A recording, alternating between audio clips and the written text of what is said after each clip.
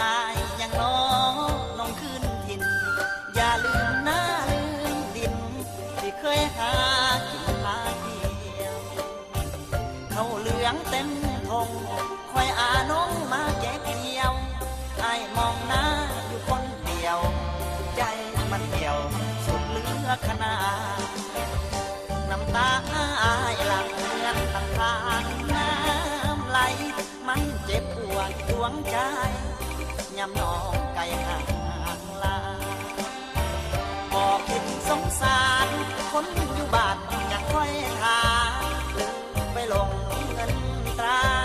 เป็นบอกกลับมาบ้านเก่า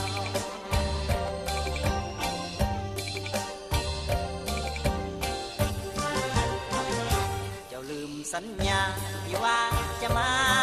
เก็บเกี่ยวเขาในหน้าน้องตายเหี่ยวขอให้คนมาเกี่ยวแดดเผาเจ้าสร้างใจดำลืมแล้วคำทักเขาบอกหันกลับมาบ้านเก่าปล่อยให้เศร้าอยู่คนเดียว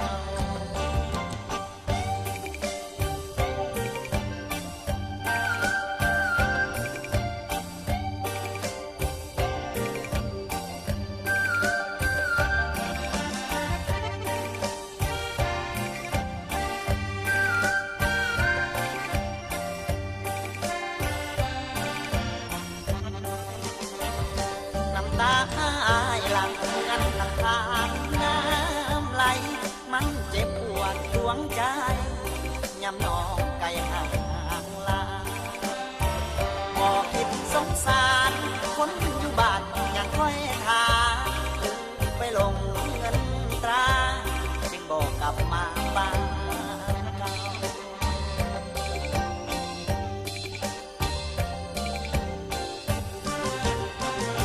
เก่าลืมสัญญาที่ว่าจะมาเก็บเกี่ยว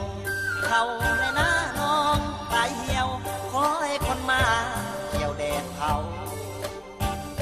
เจ้าสร้างใจดำลืมแล้วคำทักเขา